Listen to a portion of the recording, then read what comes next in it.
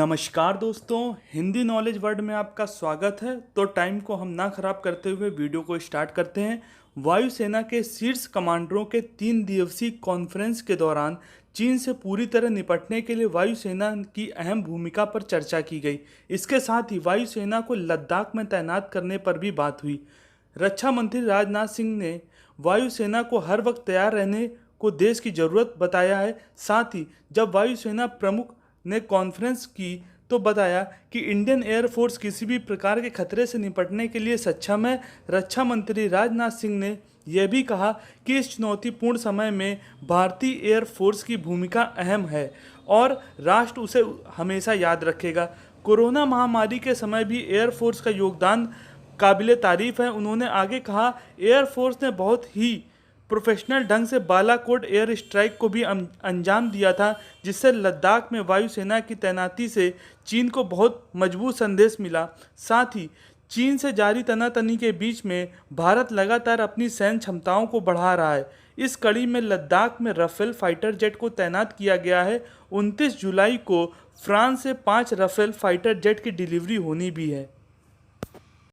वायुसेना ने अपने सबसे आधुनिक विमानों के बेड़े जिसमें मिराज 2000, सुखोई 30 MKI, मिग 29 को लद्दाख बेस पर तैनात कर दिया है।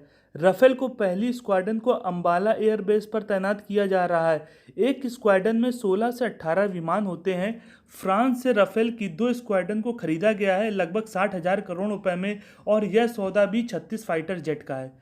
भारतीय वायु सीमाओं की रक्षा के लिए इस वक्त लड़ाकू विमानों की 32 स्क्वाड्रन है। यह संख्या पिछले दशकों में सबसे कम है। इस समस्या को पिछले रक्षा मंत्री मनोहर पर्रिकर ने प्रधानमंत्री नरेंद्र मोदी को एक डिटेल प्रेजेंटेशन के तौर पर बताया भी था।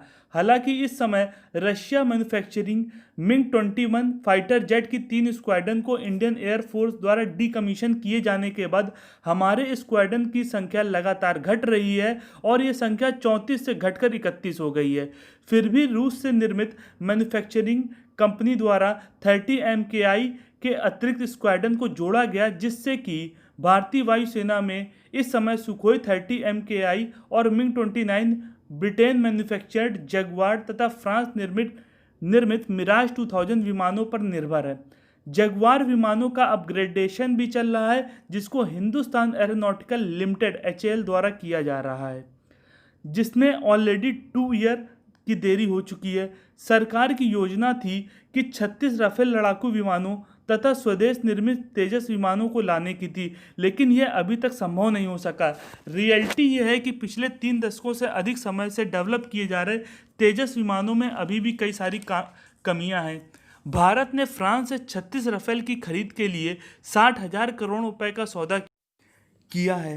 अत्याधुनिक हथियार प्रणाली के आने से वायुसेना की ताकत बढ़ेगी। साथ ही राफेल को रूसी विमानों के साथ तैनात करने की भी योजना है। अगर आप हमें फर्स्ट टाइम देख रहे हैं तो हमें ज़रूर सब्सक्राइब करें, और अगर आप हमें पहले से सब्सक्राइब कर चुके हैं तो हमें कमेंट और शेयर ज़रूर करें। मिलते हैं नेक्स्ट वीडियो पर। Bye bye.